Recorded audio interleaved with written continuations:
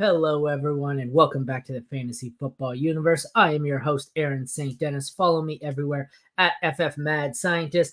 I am flying solo today, which means that this will probably be a shorter show since there's nobody to talk to except the voices in my head. It also ensures that it will be the most foul language filled episode in Fantasy Football Universe history because the more I talk, the more I swear. So, without the other guys to keep me in check here, let's see how quickly I can take this off the rails. We're here looking at the NFL Week 1 games. Going to do some recap in here for fantasy football purposes. Obviously, it is Monday morning, so we still have Niners at Jets, Jets at Niners. I believe it's Jets at Niners, Jets at Niners tonight to deal with, so we're not going to be able to talk about that game. But we've got a whole bunch of other games here from Week 1. It's Week 1. Don't get too overboard here. Don't get too carried away. Shit happens. There were a lot more bad performances for fantasy relevant players, I would say, than there were good performances, especially at quarterback, especially at tight end. The most interesting things I think for me are the situations where it was ambiguous backfields or ambiguous wide receiving cores, where we kind of seen how they shook out. These are the ones where I like to take a little bit more stock in them. Although, it's only 1 week. So, don't just, get rid of all your Chase Brown shares just because it was all Zach Moss. But let's get into it here. We start with the Thursday nighter, the kickoff game. We'll breeze through this one because it seems like it was a year ago, but it was the Chiefs beating the Ravens 27-20. Patrick Mahomes wasn't great for fantasy. Like 291 yards and a touchdown, interception, only 17 points. These are all standard leagues here, 6 point per passing touchdown, nothing fancy. Wasn't a terrible outing by any means. 17 points by my scoring, only one rush for 2 yards. Doesn't really change anything. Still a top 4 quarterback here in the group of 4. I still think I have him as number 1. Doesn't really change anything. Lamar Jackson was much better for fantasy. He had 273 yards and a touchdown, but he had 122 yards rushing on 16 carries, and that was the difference between 17 points for Mahomes and 31 points for Lamar. So Lamar has the better fantasy day, despite the Chiefs pulling out the win in this. This isn't changing anything for you, especially with how bad a lot of the next tier of quarterbacks were. Burrow, for starters, was awful. So we still have our top 4 quarterbacks here. They don't change. The running backs were interesting. Isaiah Pacheco, turns out he was the guy. Going to use some snap shares here from Dave Richard over at CBS. He is awesome. Follow him at Dave Richard or type in hashtag AskFFT. He's got the snap shares for the running backs. It was 50-50 basically. Hill 50% of the snaps, Henry 49%. 13 of the 14 third down snaps went to Hill, so he's obviously the pass down back. We expected that. The only carry inside the 5 went to Henry. He's the goal line back. So this one may have been a case where Derrick Henry was kind of limited by game script. He put up 46 yards and a touchdown on 13 carries for 13 fantasy points. Rounding up here, it was 12.6. We'll call it 13. Justice Hill had 10. As I said, he was on the field a lot more than anyone expected. It was only 1 carry for 3 yards, but it was 6 receptions on 8 targets for 52 yards. So that's a bit scary there. I mean, it's kind of what we all expected for Derrick Henry.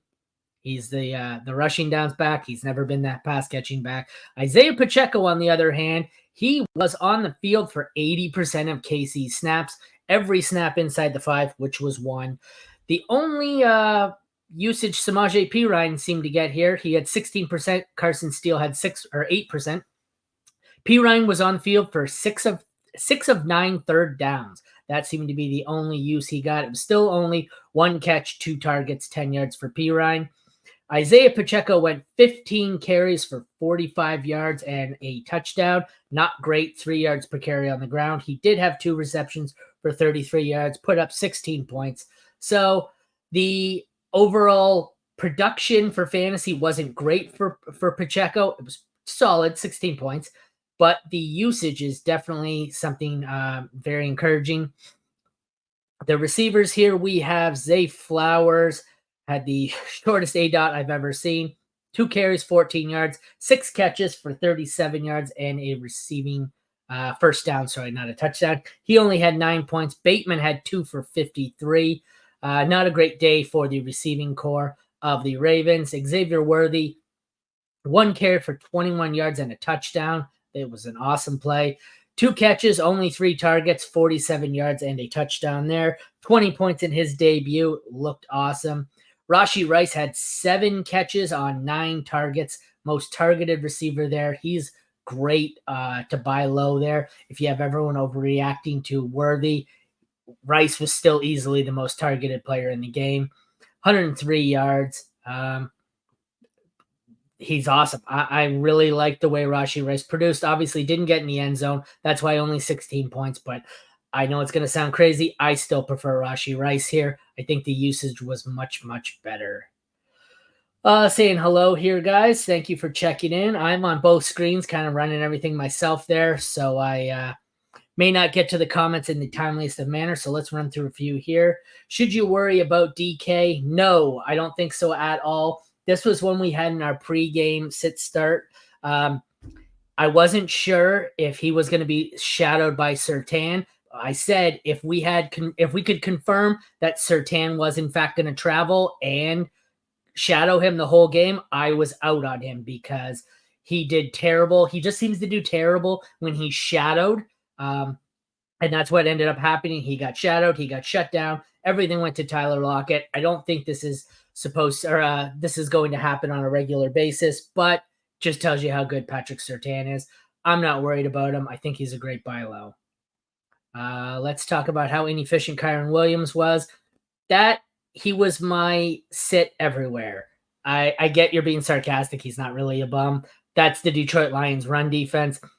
They gave up what? They held, I think it was all but 2 opponents last year to less than 44 yards rushing or something ridiculous. Said it all week. I like Kyren. I hated that matchup. I really thought I thought it'd be more high scoring. I thought they'd just kind of let Stafford and Goff sling it all over and try and one-up each other. But it didn't work out that way. But like I said, Kyren, this is a terrible matchup to start with. So I don't think he had a horrible day, but I don't know. I really wasn't expecting much here. I thought this would be all the pass catchers. Yes, I got that. It was DK Metcalf. All right. The tight ends were the concerning part here. Noah Gray led the Chiefs. He had 8 points. I guess barely by a point ahead of Kelsey. He had 3 for 37. Kelsey had 3 for 34.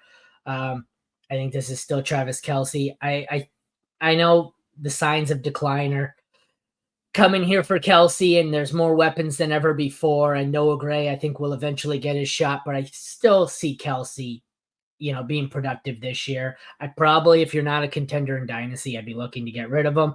Don't do it now. Wait till he has a better game and then sell high. The Ravens, I think, are fool's gold here with Isaiah Likely. If you watch the game, it was all Andrews being double teamed everywhere. They were using him to block. So Isaiah Likely was open, just playing everywhere. Teams are going to have to adjust. They're not going to let Isaiah Likely beat them for 9 catches on 12 targets, 111 yards and a touchdown. They're going to have to start playing Isaiah Likely honestly, and that's going to open up more room for Andrews. They can't just double team Andrews every single snap. Andrews is going to bounce back. Andrews is great buy low if you find someone dumb enough to actually be selling him cheap. That is all I have to say about the Ravens and Chiefs. Let's go to the Friday nighter. That would be Eagles 34, Packers 29. Jordan Love, 260 yards, 2 touchdowns, and an interception. Looks like he is going to be out 4 to 6 weeks with, I forget what it is. Let me bring it up. Knee injury. Oh, yeah, ACL injury is what it is. MCL, ACL. Let me check. Can't remember. It's one of these ACL, MCL injuries. It's not a total tear. He's just going to be gone 4 to 6 weeks. Not great. He looked pretty good, though. Obviously, wasn't as great as last season. Jalen Hurts didn't do what he normally did. Still put up 21 points, 278 yards passing, 2 touchdowns, 2 interceptions, only 33 yards rushing, and a fumble loss.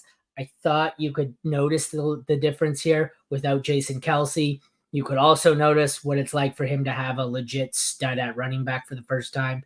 This is, I, I don't want to say sell Jalen Hurts, but I now firmly have Hurts as the fourth in my top four. I think Saquon Barkley is a legit concern for his fantasy production. You're not seeing all the tush pushes at the goal line. Just hand it off to Saquon. You paid him for it, and that concerns me. Obviously, still a top four, but a little less upside here than the top three. Hey, Jerry, how's it going?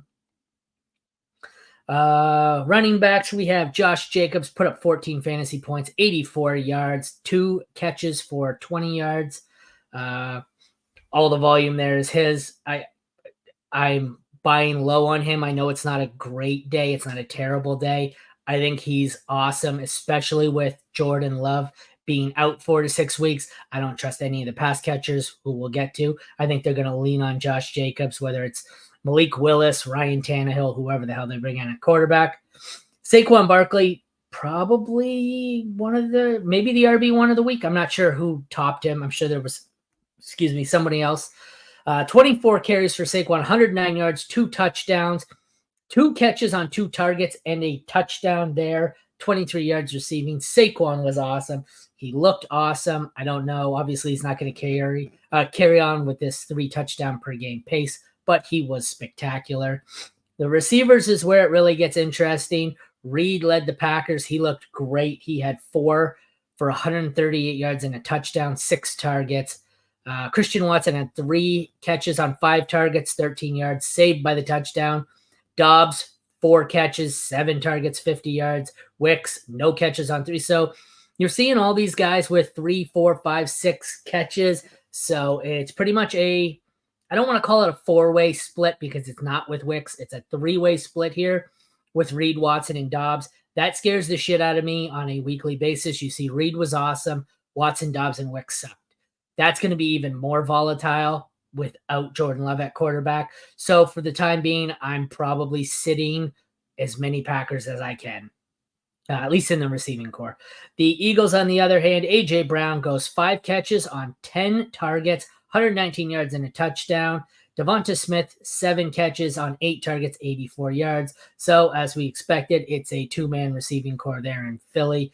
Nothing to worry about there other than maybe they're going to get a few less attempts here and few less touchdowns because Barkley is just awesome. The tight ends were ugly. Tucker Kraft, 2 for 37. Luke Musgrave, 0 catches on 2 targets. Dallas Goedert led the tight ends in this game, 4 catches, 31 yards. Not much to see here.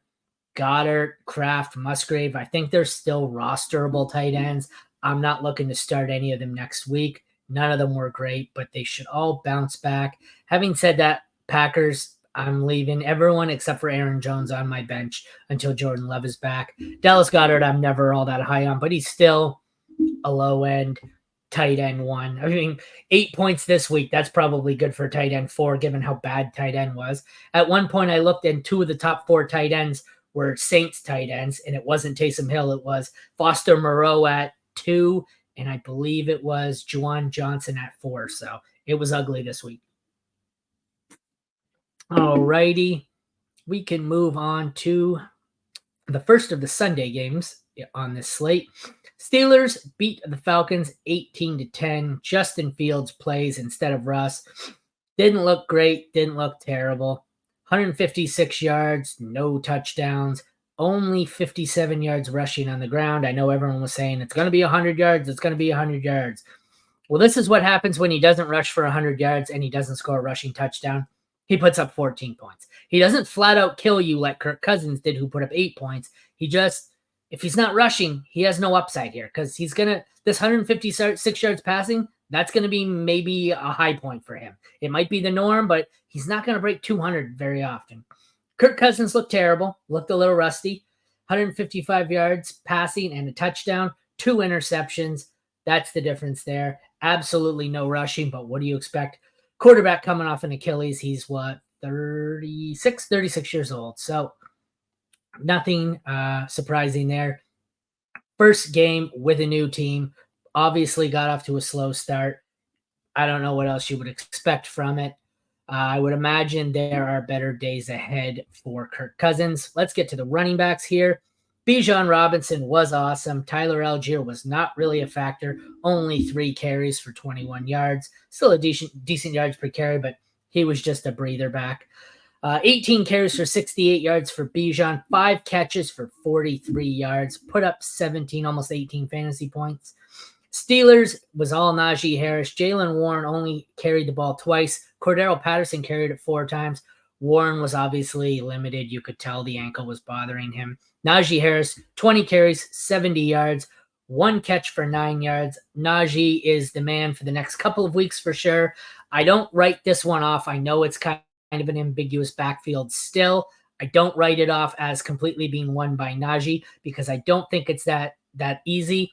I think at some point, Jalen Warren is going to return healthy here, and I'm going to have to reevaluate whether that be 2 weeks, 3 weeks. I'm not sure. But for now, it's Najee. The receivers here, not anyone who was really great. George Pickens had the highest. He was 13 fantasy points. 6 catches on 7 targets, 85 yards, no touchdown. Austin, Van Jefferson, Scotty Miller, not a single one of them put up more than a catch. The Falcons' leading receiver, Ray McLeod, just how we all drew it up. 4 catches on 7 targets, 52 yards. Drake London gets 3 targets for 2 catches and 15 yards. Possibly the biggest bust of week 1. Truly scary. I'm hoping that I didn't see a whole lot of this game because it's kind of boring. I'm hoping when I look back that it was all just him being double covered here, because this is really terrifying. This Falcons offense has got to figure it out. Kirk Cousins, I think he's good. I don't think he was the savior everyone thought he was going to be. I am glad I do not have too many shares of Drake London. Having said that, I don't think he's 2 catches for 15 yards bad. We'll just have to hope he bounces back here. The tight ends are actually probably 2 of the better tight ends in scoring this week because they had 12 and 9 points. Freiermuth had 4 catches, 27 yards. Kyle Pitts had 3 catches, 26 yards, saved by the touchdown, which probably 12 points probably puts him second this week. So Kyle Pitts was not great. Touchdown saved his day. Freiermuth was average, but neither of these teams passed the ball worth a damn. The defenses are both pretty solid. Pittsburgh's defense is really good. I expect better things ahead for both teams. Like I said, the tight ends, you're still starting Pitts. Freiermuth, if you were starting him, you're probably still starting him. He was a solid streamer, a low-end tight end 1. Week 1 sucked. Every tight end sucked. It's not much more you can read into it. Next, we have the Buffalo Bills beating the Arizona Cardinals 34-28. Josh Allen was awesome. 232 yards passing and 2 touchdowns, 9 carries for 39 yards on the ground and 2 more touchdowns. 4 touchdown day for Josh Allen, 36 fantasy points. Kyler Murray had 162 yards and 1 touchdown. 5 carries for 57 yards is real nice. Both quarterbacks lost a fumble here running the ball. Obviously, Josh Allen, he was your 1, your 2, your 3, whatever. He's a top 3 quarterback. Like I said, Hurts is now 4 for me. Kyler was one of the disappointing ones where I had him in the middle group there with Burrow right after the top 4 or 5 or so. I think there will be better days ahead. I don't think this Buffalo defense was all that great, but he didn't really hook up all that well with Marvin Harrison Jr. I think there are better days ahead. They're going to work on some timing here, I'm sure, and they will improve. Having said that, Kyler didn't kill you. He put up 18 points, so stay the course there if you had Kyler. On to the running backs. James Conner was the best one in this game, putting up 19 points, 50 yards rushing and a touchdown. He had a 2-point conversion here too. 3 catches on 4 targets for 33 yards. DJ Dallas didn't do much. I have him in this league as counting 6 points. It doesn't show a stat line. The 6 points came off the kick return. He had the first dynamic kick return touchdown in NFL history, so that was exciting. He's not really worth rostering. Same with Demarcado, who had 2 catches for 26 yards. Trey Benson, 3 carries for 13 yards. He's someone I'm stashing here. I know he didn't do much, but if Connor goes down, he, I think, is the easy one to replace him. Trey Benson, the rookie, is a worthwhile stash. He has loads of talent. James Cook on the other side had 71 yards rushing and was pretty solid. Didn't get into the end zone, so he only put up 14 points.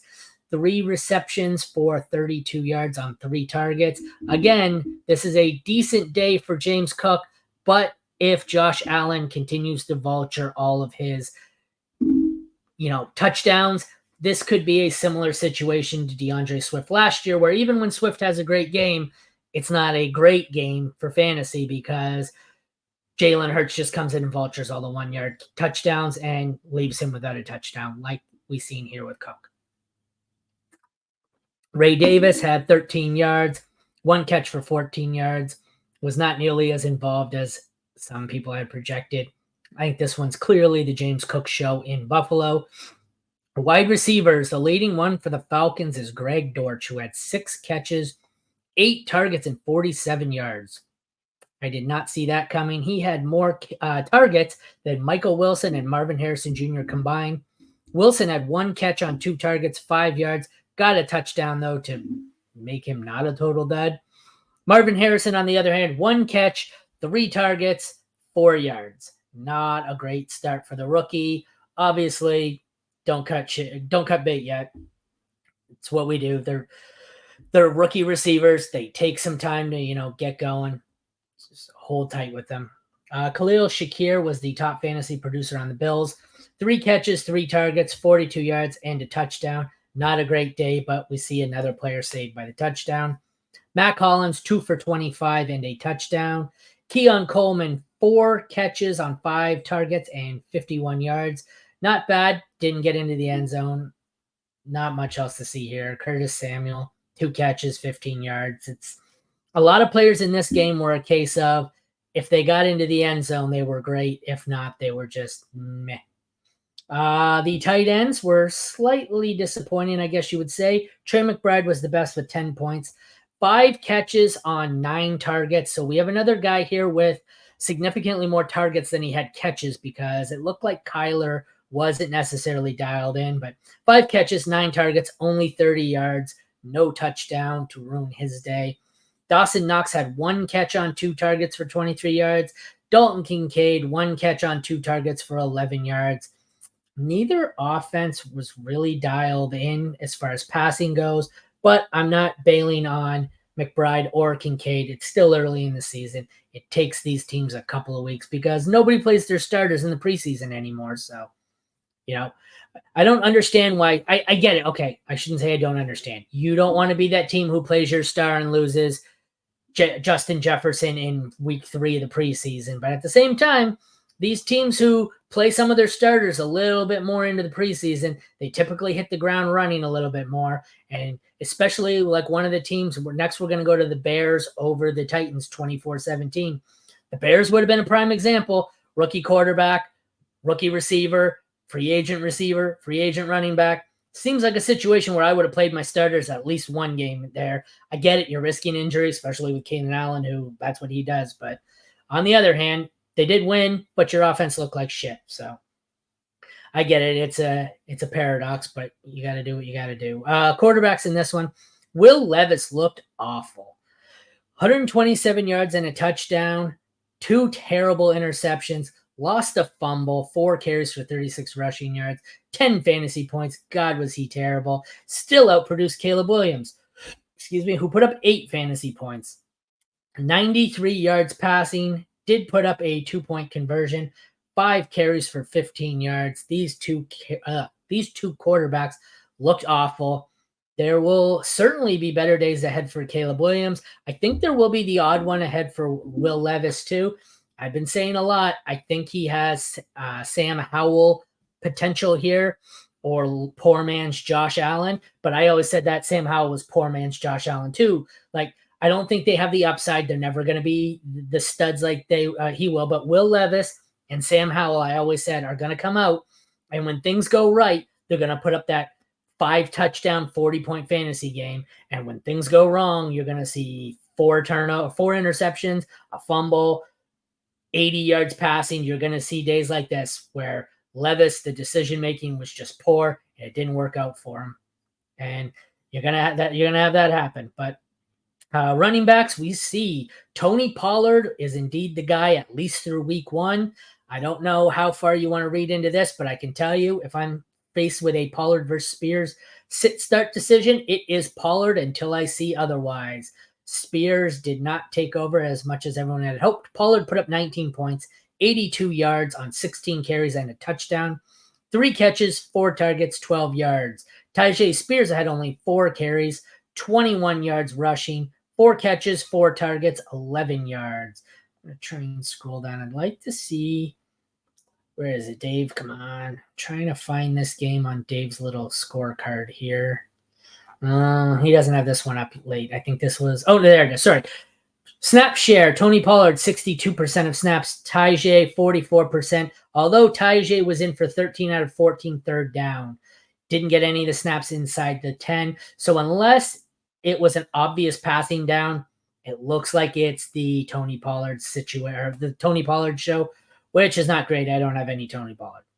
The Bears, no Roschon Johnson, no production really out of any of these guys. DeAndre Swift had 10 carries for 30 yards. No catches on 1 target. Did have a 2-point conversion to get him his 6 points. Khalil Herbert, 2 carries for 4 yards. There was essentially no running game for the Bears in this one. Despite a game that actually put up 40-something points here combined, there's not a whole lot of impressive stat lines. Wide receivers, we see Calvin Ridley on the Titans go 3 catches on 7 targets, 50 yards. Tyler Boyd, 3 catches on 5 targets, 18 yards. D-Hop had 1 catch, 1 target, 8 yards. Playing through, I believe they said a torn MCL. No, it just says an MCL injury. So I don't know if it's torn or strained or what it is, but playing through some ugly stuff. Treylon Burks had 2 carries for a yard, 1 catch for 2 yards. So the receiving core, they didn't do a whole lot here. Obviously, Ridley was the guy you wanted. He had 7 targets, but they were coming from Will Levis, so he only caught 3 of them. Probably a lot of uncatchable balls there. The Bears side, we got DJ Moore, 5 catches on 8 targets, 36 yards, only 9 points because no touchdown. Keenan Allen, I think, is an interesting one here. I've been saying that with a rookie quarterback, he's going to lean on the old veteran, even if the veteran doesn't look sexy anymore. And that's what happened. Keenan Allen, only 4 catches because it wasn't a great day for Caleb Williams. 11 targets, 29 yards. 11 targets, which is more than pretty much every other receiver combined. Rome Odunze, 1 catch, 4 targets, and 11 yards. So Keenan Allen, if this holds true for at least a little while, looks to be a great bargain here. Didn't really do much with it. I'm sure that'll improve as Caleb gets a little better. He won't be 4 catches on 11 targets every single week. The tight ends here, Chigo Okonkwo, 2 catches, 15 yards, was saved by a touchdown to get him to 10 points. Cole Kmet, 1 catch, 1 target, 4 yards. Gerald Everett, 1 catch, 1 target, -1 yard. So Okonkwo was probably a top 5 tight end, top 10 tight end, because it was a crappy week for tight end. 10 points, saved by the touchdown, like I said. Not a great game here. Who's the highest scoring player all around? Was Tony Pollard put up 19? The next highest was 10 points out of Chig. So not a great game fantasy-wise, I guess, unless you were starting the Bears DST. We'll move on. Next up, we have the Patriots beating the Bengals 16-10, just like we all drew it up. Both quarterbacks sucked. Brissett, 121 yards, 7 carries for 32 yards. And then we had Joe Burrow goes 164 yards and 15 yards rushing. Both quarterbacks under 175 yards passing. Both of them put up 9 fantasy points. Just disgusting. There was a lot of running in this one, though, by the running backs. 25 carries for Ramondre Stevenson, 120 yards and a touchdown. 3 catches for 6 yards. Antonio Gibson had 7 carries, only turned that into 18 yards. On the Bengals side, we had Zach Moss, 9 carries, 44 yards, saved by the touchdown. 2 catches for 17 yards. Chase Brown is another one, much like Tyjae Spears, where he didn't take over like many projected him to. So for now, it is Zach Moss over Chase Brown. Chase Brown only had 3 carries, 11 yards. Did have 3 catches on 12 yards, or for 12 yards. Going to switch over to this one on my screen. Zach Moss, 65% snap share, 10 out of 11 on third downs, 2 out of 2 inside the 10. So it looks like Chase Brown was a change of pace back. Zach Moss got all the receiving work, all the high priority touch work. So I know he didn't outproduce Tony Pollard, but I think Zach Moss is probably above Tony Pollard for me moving forward at this point anyways, because he got all the touches, whereas at least Spears took away some of the pass volume. Brown didn't really do much. Alrighty, we will head down to the wide receivers here. Ugly game for all the receivers as well. We expected that on the Patriots. Tyquan Thornton, 2 for 27. KJ Osborne, 3 for 21. Demario Douglas, 2 for 12. Jalen Polk, 1 for 6. Ugly. The best receiver on the Bengals was Jamar Chase for 11 fantasy points, 6 catches, 62 yards. Next up was Andre Yoshivas, 3 catches on 6 targets for 26 yards. Not a whole lot else here. 1 catch for Trent Irwin, 1 catch for Charlie Jones. Charlie Jones lost the fumble. Jermaine Burton did not register a stat. Was he a healthy scratch? Nope, he was active, just not registering a stat. That's not a great look. Excuse me. Tight ends. The leader in this game was Austin Hooper. 2 catches on 4 targets, 31 yards for 7 points. Hunter Henry had 2 catches, 18 yards. Mike Gesicki, 3 catches, 18 yards. And Tanner Hudson, 2 catches for 18 yards. An ugly game all the way around. We expected this for the Patriots, but if this is what we have in store for the Bengals, it's going to be a rough year. A lot of people had them projected to win the AFC North. Good God, they are terrible. Moving on to a tad more exciting game here. Houston 29, Indy 27. CJ Stroud, 234 yards passing, 2 touchdowns, 13 rushing yards. Anthony Richardson, 212 yards passing, 2 touchdowns, interception, 6 carries for 56 rushing yards and a touchdown.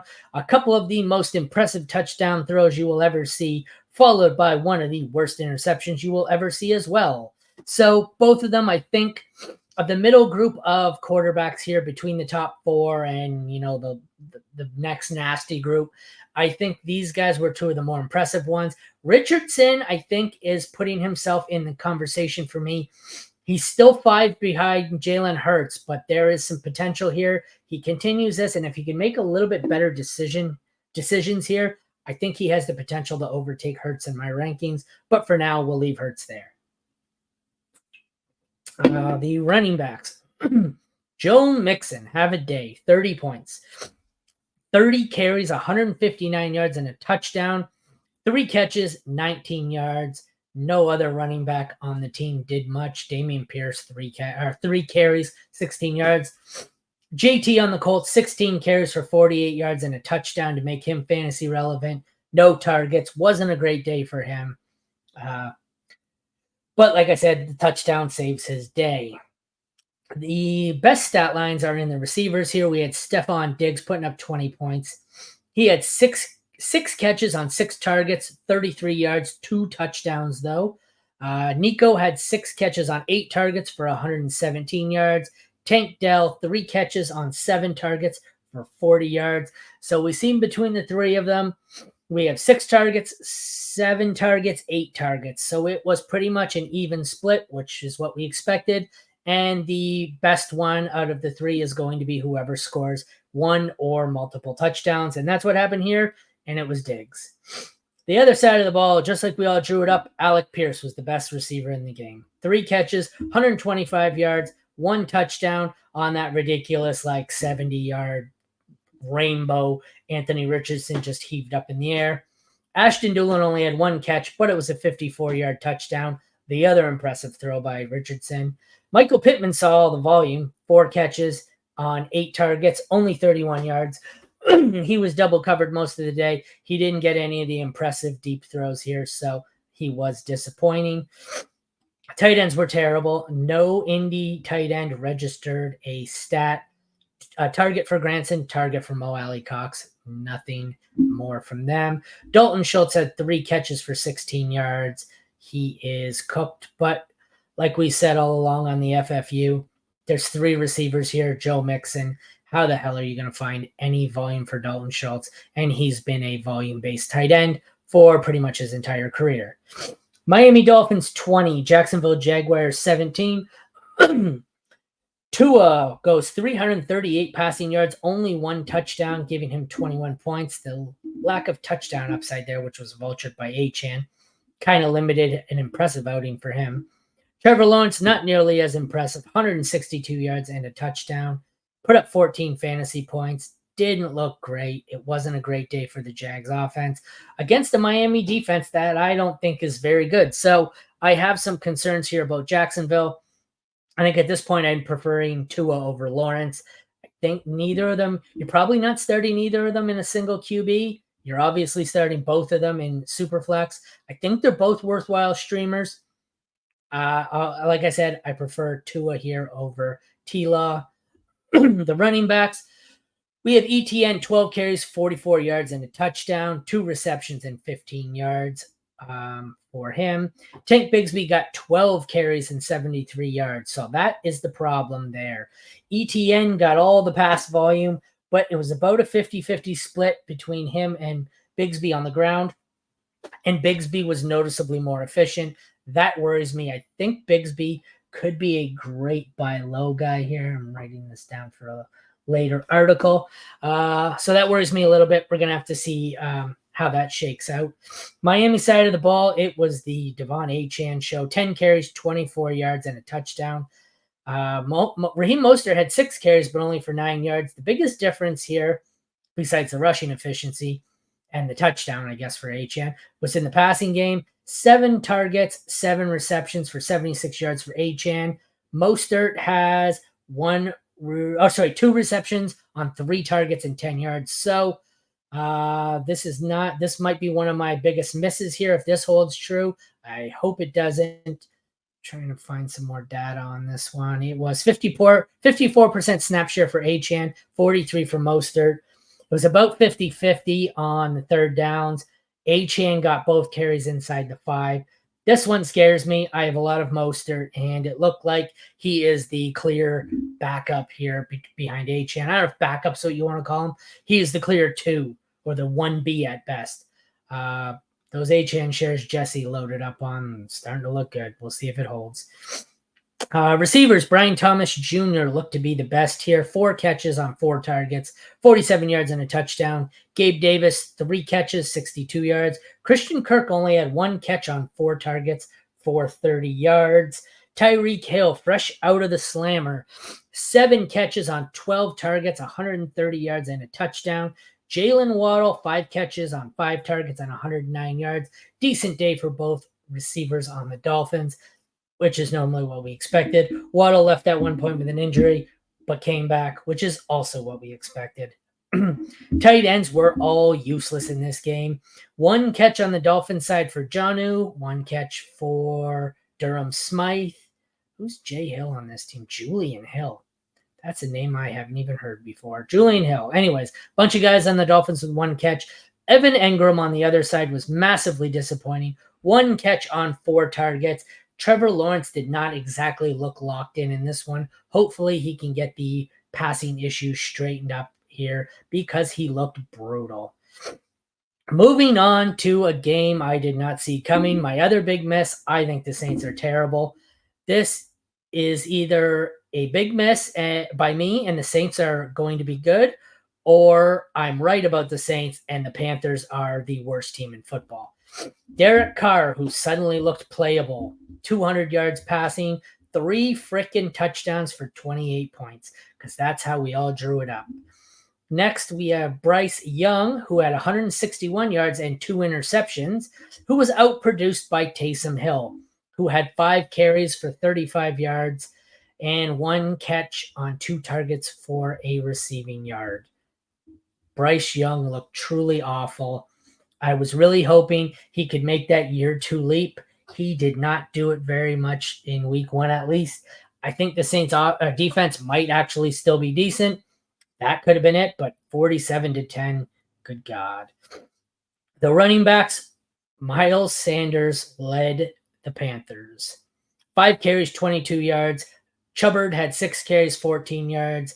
Nothing of any use in the Panthers there. I'm sitting them all moving forward until Jonathan Brooks gets back, but that offense looks terrible. Alvin Kamara, 15 carries, 83 yards, and a touchdown, 5 receptions for 27 yards. So once again, Alvin Kamara voluming his way to a top 5 week. Jamal Williams came back from the dead, 11 carries for 38 yards and a touchdown. Nice to see he finally got in after a rough season in 2023. The receivers, Adam Thielen leads the Panthers in fantasy points. 3 catches, 49 yards. Xavier Legette was the most targeted. 4 catches on 7 targets, only 35 yards. Deontay, 2 catches on 6 targets for 19 yards. Mingo had 2 on 5. So you're seeing a lot of guys who had 40 to 50% catch rate here, which leads me to believe that Bryce Young was heavily off target, which he was. So nothing surprising there. Rashid Shaheed on the Saints was the guy. 3 catches on 5 targets, 73 yards, and a touchdown. Chris Olave, massively disappointing. 2 catches, 2 targets, 11 yards. I think they were just heavily covering Olave so much that it left everyone out, everyone else open. So I think Olave is able to bounce back. I like Shaheed, though. Shaheed's a nice little buy low there. He's someone I'll have to add to my column. The tight ends, Jatavian Sanders gets 1 catch for 4 yards. The Saints tight ends, 2 of them, as I said, were in the top 5. Foster Moreau, 4 catches, 43 yards and a touchdown. Juwan Johnson, 2 catches, 26 yards and a touchdown. And that's all it takes to be a top 5 tight end. You just have to score a touchdown. Sad, but true. I guess if you factor in Taysom Hill as a tight end, the Saints might have 3 top 10 tight ends this week. 15 points for Moreau, 11 for Juwan, 6 for Taysom. 9 for Taysom. Good God, tight end was terrible this week. Moving on to I was going to say more competitive game, but not really. Vikings 28, Giants 6. Yeah. It's week 1, so it's more about the ones where we heavily missed on the usages. Like, for me, the biggest takeaways I think of week 1 were the Pollard Spears split, the Moss Chase split, things like that where we weren't sure how it was going to shake out. Those ones I really find interesting. There's one with the Broncos we'll get to later as well. It's just stuff like that. Like, some players have a tough week 1 matchup. DK got shadowed, shit like that, where you just discard it and hope that's their bad week for the year. Or Isaiah Likely. I'm not going too heavy on Isaiah Likely. I think that's probably his best week of the season. So you take everything in week 1 with a grain of salt. For me, it's more about looking at the trends or the numbers, I guess, to see where I was significantly wrong in, what I thought was a 50-50 split ended up being a 75-25 split, stuff like that. Okay, Sam Darnold was actually usable. Daniel Jones was not. Sam Darnold, 208 passing yards, 2 touchdowns, and a pick, 3 yards rushing on the ground. Daniel Jones, 186 yards passing with 2 interceptions and 15 yards rushing. Daniel Jones looked awful, and I don't think the Vikings defense is all that great. I think they're probably mediocre. I did say to stream them this week. This Giants offense may be the worst in the NFL. I don't want to overreact, but I don't think it is an overreaction because I think a lot of people, at least fantasy managers, went into this season thinking that it was entirely possible that the Giants were the worst offense in the NFL. And I think that's more of confirmation than it is an overreaction. The running backs here, Aaron Jones was healthy, so he's probably a top 12 running back. 14 carries, 94 yards, and a touchdown. 2 catches for 15 yards. Ty Chandler did have 8 carries for 17 yards, 3 catches for 25 yards. I'm going to switch over to Dave's tab here because I want to confirm something I suspect. He doesn't have it in here. I didn't see this entire game, but what I did see led me to believe that most of Chandler's heavy workload came when this game was out of hand. So I think this job is firmly Aaron Jones's. Devin Singletary was the RB1 in New York. 10 carries, only 37 yards, 4 catches for 15 yards. So more catches than I would have expected. Gray and Tracy both had 2 carries, both less than 10 yards. Very disappointing there. I had high hopes for Tracy at least carving out a role, but this offense is going to be brutal. Wide receivers, Justin Jefferson, the number 1 receiver in this game. No surprise there, even without a quarterback. 4 catches for 59 yards and a touchdown. Jalen Naylor had 1 catch for 21 yards and a touchdown. I heard in the broadcast they said he's going to play the TJ Hawkinson role till TJ Hawkinson gets back. If that's true, Jalen Naylor might be someone to monitor. Obviously only 1 catch on 1 target, but did get in the end zone, so it's worth taking a look at. Jordan Addison, 3 catches on 4 targets, 35 yards. Not a great outing. The leading receiver, I guess it's a tie here on the Giants, between Wan'Dale Robinson and Malik Neighbors. Wan'Dale had 1 carry for 14 yards. He had 6 catches on 12 targets for 44 yards. Malik Neighbors had 5 catches on 7 targets for 66 yards. But you see there that they peppered Wan'Dale with targets, which they've done in the past, but Daniel Jones really had a difficult time connecting with anyone on a consistent basis. So Wan'Dale could be an interesting player to target there. I don't hate that. Let me add that to my little running list here. Any player who gets 12 targets in a game is certainly someone I think is worth at least taking a look at on the waiver wire. Tight ends here, not much. Josh Oliver on the Vikings goes 2 for 27. Theo Johnson goes 1 for 18. He did have 4 targets. He's someone I've been monitoring, but this offense is so terrible. You really don't want the peripheral players on an offense this bad. Next game we have up is Chargers 22, Raiders 10. Both quarterbacks were just plain awful. Gardner Minshew, 257 yards passing, touchdown, interception, and a fumble loss. 3 carries for 5 yards. Justin Herbert, 144 yards passing and a touchdown, 4 carries for 6 yards. Neither quarterback was great. Gardner is typically one of the lowest of the starters in my rankings every week. Justin Herbert, I don't know what to make of this. I think the Raiders were probably a middling defense. So either Herbert's in for a bad season or the Raiders defense improved dramatically. I still have Herbert on my radar. He's a solid, well, I don't know if he's a solid streamer at this point, but he's someone I'd still be looking to stream. I have him as my QB2 on a couple of leagues. The running backs here, Alexander Madison leads the way for the Raiders. 5 carries, 19 yards, 4 catches for 43 yards and a touchdown. Zamir White had far more carries. He had 13 carries for 44 yards, but the production for the Raiders running backs came in the passing game.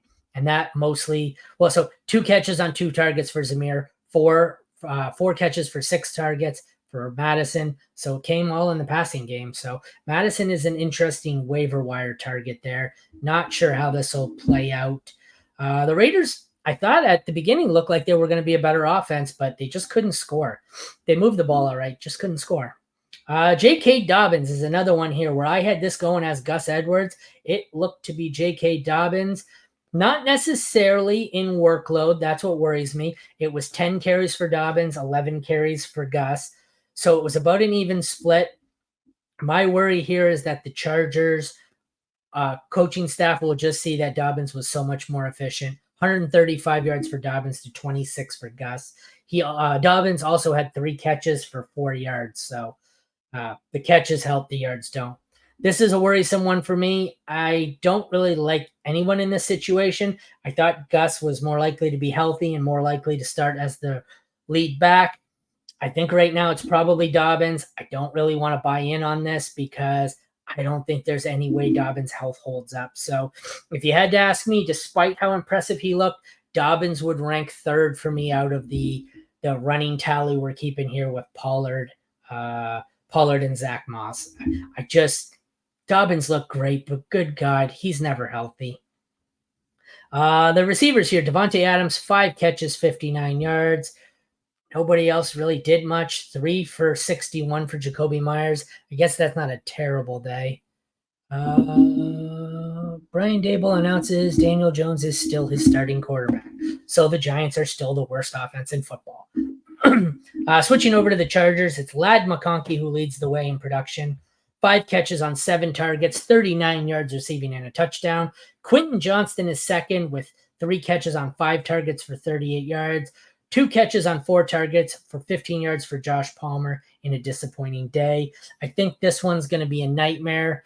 It's nice that McConkey got the touchdown, but I think you're going to see these guys all hover around 5 or 6 targets a game, and it's going to be whoever gets into the end zone. So this is another receiving core to avoid, at least for me anyways. Brock Bowers was somehow productive. 6 catches on 8 targets, 58 yards receiving. Does that make him the most targeted player on the team? It does. He led the team in targets. So that's something hopeful there for those of you who drafted Brock Bowers.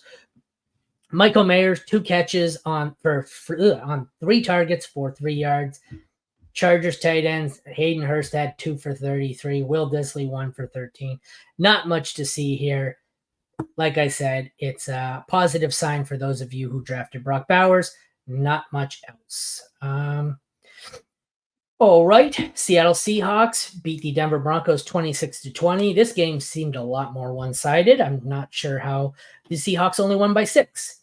Bo Nix looked awful, downright awful. 138 yards, 2 interceptions, 35 yards rushing and a rushing TD. That, I guess, gave him 12 fantasy points, but he was awful. It's not a great day for any of the rookie quarterbacks. I get Jaden Daniels had 2 rushing touchdowns, so maybe he was all right. I haven't seen his final numbers. We'll get to that in a couple games. Geno Smith here had 171 yards passing, touchdown, interception, 4 carries for 30 yards, and a rushing touchdown. So Geno's day got to 20 points. He was saved by a rushing, his rushing work, I guess. He didn't look great, but nobody did in this game. It was just ugly. Sorry, got stuff flying all over the back of my house. Jaleel McLaughlin led the team. Led the Broncos in rushing. 10 carries for 27 yards, 5 receptions for a yard.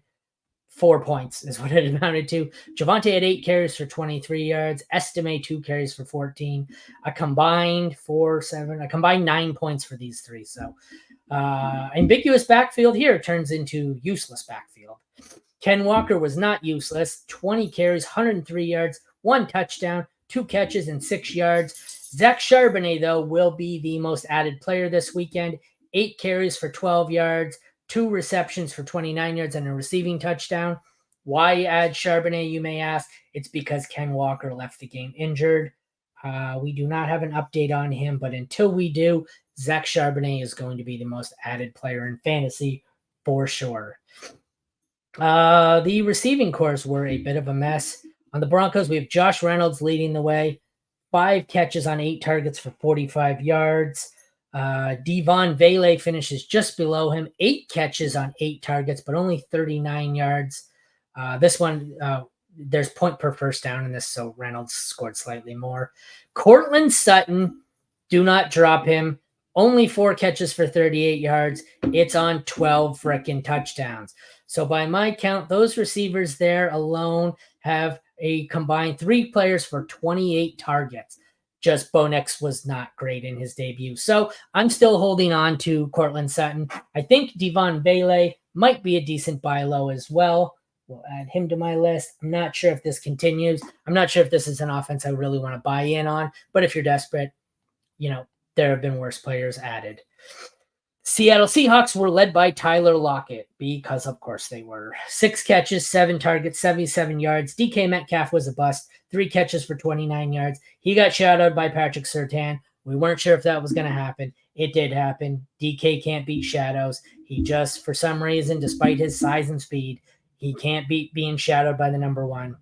JSN was disappointing. 2 catches for 19 yards. So the one everyone had buried, Tyler Lockett, turned out to be the best player in the receiving core for the Seattle Seahawks, because go figure. I think this will even out a little bit more next week. Lockett won't be as good. DK and JSN will be better. I think this is going to be kind of a nightmare here, but I expect it to be DK solid most weeks with Lockett and JSN alternating usable weeks. Alrighty, the tight ends in this one. Greg Dulcich, two catches, 12 yards. Noah Fant, 2 catches, 11 yards. Useless all the way around. Not much point in either of these guys unless you're really desperate at tight end. Dallas 33, Cleveland 17. Dak Prescott turns his new fancy contract into 14 fantasy points, but two of the best defenses in the league. It's kind of expected. 179 yards and a touchdown for Dak. Deshaun Watson, 169 yards and a touchdown, 2 interceptions. Neither quarterback looked great. Deshaun Watson looked downright awful. I think he's bumped down into my rankings into the mid to low 20s. I think he still has some potential here. I don't want to completely cut him based on the fact that I think these are probably two of the top 5 defenses in the league. So I'm not out on Watson. Dak will bounce back when he's not facing the Browns.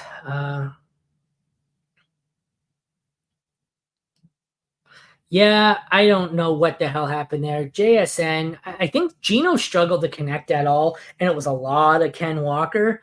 And I don't know what really happened there. For some reason, it all just funneled to Tyler Lockett. I think the Denver defense just shut down DK, and they were so busy focusing on trying to also shut down JSN and Ken Walker that everyone just said, fuck it, and they let the old man Tyler Lockett run wild through the secondary, and that's what happened. I guess he didn't really run wild. He was okay, but back to Dallas, Cleveland. Zeke Elliott, 10 carries, 40 yards, and a touchdown. 2 catches for 9 yards. Rico Dowdle had 8 carries for 26 yards. So it turns out Zeke was kind of the guy here, although it's a 50-50 split, really. 10 carries to 8. Zeke just got the touchdown. Jerome Ford, 12 carries, 44 yards, gets the garbage time touchdown. 6 catches for 25 yards is encouraging, though. I think Jerome Ford is going to be a slow, sneaky riser where he's always going to kind of be a low-end RB2, high-end RB3, but he's probably more consistent than anyone thinks. Pierre Strong, 2 carries, 10 yards, not much to see there. The receivers, we had CeeDee Lamb, 5 catches on 10 targets for 61 yards. Not a great day, but Dak looked a little bit out of sorts. Week 1, these offenses are rusty. I even hate even more the offenses who go up against good defenses, because the first few weeks of the season, the defenses are always miles ahead of the offenses. So you go in and you face an elite defense for either of these teams, and you're not fully in sync as the offense because you didn't play, then it just makes for games like this where both teams look like shit. Brandon Cooks, 4 catches, 7 targets, 40 yards, saved by a touchdown. Not much else to see on the Dallas side. Jerry Jeudy, 3 catches, 8 targets, 25 yards, made worthwhile by a touchdown. Out-targeted by Amari Cooper, but only caught 2 out of 9 targets. So 3 catches, 8 targets for Jeudy, 2 catches, 9 targets for Cooper. Tells you just how off Deshaun Watson was. But I mean, even 5 for 10 for Lamb. So both quarterbacks were just not dialed in. Both defenses are elite. These teams are going to bounce back. Obviously, I think the Cowboys offense is going to be far better, but I'm not pronouncing Deshaun Watson and Amari Cooper dead just yet, especially not Cooper. Tight ends, Jake Ferguson, 3 catches, 15 yards, left with an injury. It was announced this morning. It's not a torn ACL. I think he's still going to miss some time here. So Luke Schoonmaker may be a decent pickup, but it's not season ending for Ferguson. It's just scary. David Njoku, 4 catches for 44 yards. He's another one who left with an injury. This one was an ankle injury. Blah, blah, blah. He is week to week with an ankle injury, according to Kevin Stefanski. So slightly more concerning for Njoku. I don't think either of these guys plays in week 2. So Schoonmaker is a decent add. Jordan Akins might be as well if you're really desperate at tight end. Most people are. Only 3 catches, but 27 yards. Could see increased targets against a worse defense and with no Njoku. Our second last game of the day, Buccaneers 37 and Commanders 20. Jaden Daniels has a decent day. 184 yards passing. Nothing fancy. 16 carries for 88 yards and 2 rushing touchdowns. Gets him to 31 points. That's how we do it. These might both be top 3 or 4 quarterbacks this week at the end of the week. Baker Mayfield goes 289 yards, 4 touchdowns, adds in 21 yards rushing for 38 points. Baker is pushing himself up into that, Goff tier where he's where we thought Cousins would be. High-end QB2, low-end QB1, solid streamer. I get that this defense sucked. Jaden Daniels is particularly encouraging. I know we didn't pass a lot here. It's kind of a Anthony Richardson stat line from last year where it's under 200 yards passing, but it's solid rushing and some touchdowns. But he faced a much tougher Tampa defense. This Washington defense, I expected Baker to light up. Having said that, he played much better than I thought he would. So both quarterbacks off to a great start. Running backs, Brian Robinson, 12 carries, 40 yards, 3 catches, 49 yards. I was wrong on this one. Austin Eckler looks completely dead. 2 carries, 10 yards, 4 catches for 52 yards. So he had a little bit of usefulness here. Most of it was late in the game. At one point, I think I looked up and Eckler had 1 catch and one catch for 5 yards or something and 1 carry for 1 yard or something like that. So a lot of this came in garbage time here for Eckler. I think it's firmly the Brian Robinson show. Rachaad White goes 15 carries, 31 yards, 6 catches for 75 yards. That is scary because Bucky Irving had 9 carries for 62 yards, 2 catches for 14 yards. I am going to continue to monitor that one because Rachaad White could be a big miss if that continues. Neither was all that efficient, but most of this was done. Most of the damage here was done through the air for Tampa. Is Baker a sell high candidate for D? Okay, I'm not selling Baker for Trevor. I think, yes, he is a sell high candidate. That's an easy matchup. I think it's probably his best game of the year. Not selling him for Trevor Lawrence, I don't think at this point, because I think Lawrence looks like that offense looks lost. I am selling him for Dak, I think. Dak went against one of the best defenses we'll see. So, or is Baker a champion QB for fantasy teams this year? I don't know if he's a champion QB, but I'd trade him for Dak, wouldn't trade him for Lawrence. I definitely think he's a sell high, but if I'm selling high, I want to sell him for Dak, Kyler, Burrow. I know Burrow looked like shit. Like I don't want Lawrence. I don't want Herbert. You're not going to get anyone from Stroud Richardson up. So it all depends on what you can sell. But like I said, I like Baker. He's probably a sell high. B-Rob was one of your best calls. I wish I had listened to the people saying B-Rob. Eckler did get some passing work, 52 yards passing, but it came late in the game. So how much was that? Was just garbage time. So that one really worries me. Eckler is going to be finding the waiver wire very soon on the teams where I did draft him. Rachaad White was 1 TD away from being top 5 running back this week. I guess 15 points. It's all in the receiving game is what scares me a bit here. And the reason that scares me is because as we've seen all around, this Washington Commanders defense was terrible. Like he only had 31 yards on 15 carries. That's what, like 2.001 per carry. It was basically not a split on the ground between him and Bucky Irving, but it was close. I don't think he goes 6 for 75. I know he was good as a receiver last year, but this matchup was elite. And that one worries me a bit. I think Bucky Irving looked good. I'm still in on Rachaad White. I was the Rachaad White guy, but that one scares me a bit. Does Bryce Young still have value? Is he officially a bust? Ugh. I was talking about this earlier. Either I made a terrible call and my New Orleans Saints are a legit badass good team, or I was right and the Saints suck and Bryce Young is just awful. I don't know. The whole offense looked terrible. They couldn't run the ball. They couldn't play defense either. So I think at this point,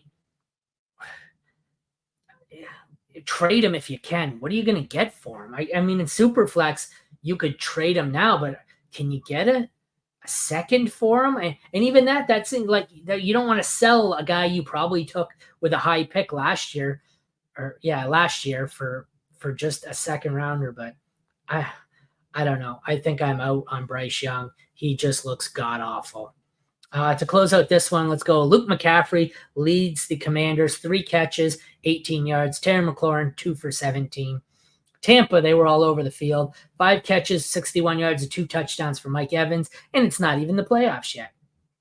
8 catches on 8 targets for Godwin, 83 yards, and 1 touchdown. Godwin may be the steal of the fantasy year. Jalen McMillan's a guy I've been all over. He's definitely someone I want to buy low. I don't know why I don't have him on the list. He had 1 catch, 32 yards, and a touchdown. Not obviously a groundbreaking day, but I definitely think there's potential there. I was amazed he even got 32 yards considering how much talent they have. Tight ends, not a whole lot. Zach Ertz, 3 catches, 28 yards, led the Commanders. K. Dot's the most frustrating player I've ever seen. 1 catch, 2 targets, 5 yards. How is a guy who's on the field for like 98% of snaps just completely irrelevant for fantasy on a team where the quarterback throws almost 300 yards and 4 touchdowns? I don't understand. K. Dot's the most infuriating player I've ever seen. Let's close it out with a nail biter, the OT game here. Sunday night, Lions pull it out 26-20 over the Rams. Both quarterbacks did not look great. Both passing offenses didn't look great. I really thought this one was just going to be an old barn burner, but it wasn't. Stafford goes 317, a touchdown and a pick. Goff goes 217, a touchdown and a pick. Neither was really good. 17 points for Stafford, 14 for Goff.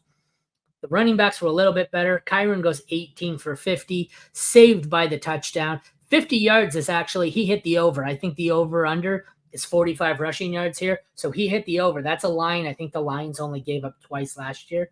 So that right there, I know it's not a great-looking stat line. That should be considered a win for Kyron Williams. Ronnie Rivers is the interesting one here. He was on, they were talking about it in the broadcast. He was on over Blake Corum because of his blocking abilities. They don't trust Blake Corum to know all the blocking packages right now. And that is another reason why we don't buy too heavily into these rookies early on. So Kyron Williams might end up being a value because looks like it's the Kyron show. David Montgomery, 17 carries, 91 yards as compared to Gibbs, who goes 11 carries, 40 yards. Montgomery, actually, they both had a rushing touchdown. Montgomery has 1 catch for 2 yards. Gibbs has 4 catches for 34 yards. So a balanced day there, 18 for Montgomery, 17 points for Gibbs. The pass catchers, Cooper Kupp is back. 2 carries for 10 yards, but 14 catches, 21 receiving yards, 14 catches on 21 targets, 110 yards, and a touchdown. Good God, this is why I was out on Puka Nacua at cost. Puka Nacua had 1 carry for 7 yards, 4 catches, 4 targets, 35 yards. 21 fucking targets for Cooper Kupp. I don't know what the NFL record is for targets in a single game, but fuck, that's got to be close. Jamison Williams leads the way for the Lions. 1 carry, 13 yards, 5 catches on 9 targets, 21 yards, 121 yards receiving, and 1 touchdown. St. Brown disappointing, 3 catches, 6 targets, 13 yards. They were blanketing Amon-Ra St. Brown all freaking game. And we can close this one out with the tight ends. Colby Parkinson showed that he has some streamer appeal. 4 catches, 5 targets, 47 yards. I think both defenses are pretty solid, so you might not want to penalize these teams too much. They were still all pretty usable. Sam Laporta also disappointing. 4 catches, 5 yards, 45 yards, so almost identical to that of Parkinson. Like I said, all of these players are probably going to bounce back. This was one like the Cowboys and Browns game where these defenses played really well, and there's going to be bounce backs in the future. All right, well, that is, if anything you're hoping he can put, well, okay. I wasn't depends on where you're drafting him. The shares I have of Kyron Williams, so his comment says, no way Kyron will be a value drafted in the 2nd round. If anything, you're hoping he can put up 3rd round numbers. Okay, at ADP, you're correct. The shares I have of Kyron are on the 2-3 turn.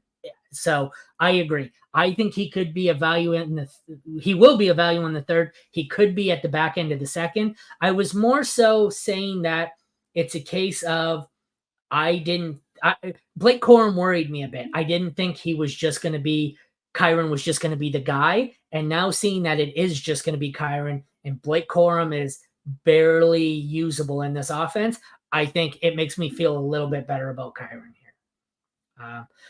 All right. Well, that concludes. Wow, I went longer than any of the other guys. Go figure. That concludes our week 1 fantasy football recap. We will see you tomorrow for the waiver wire show. Enjoy some Monday Night Football. I need me some Garrett Wilson tonight. Take care, everyone. I'll see you next time.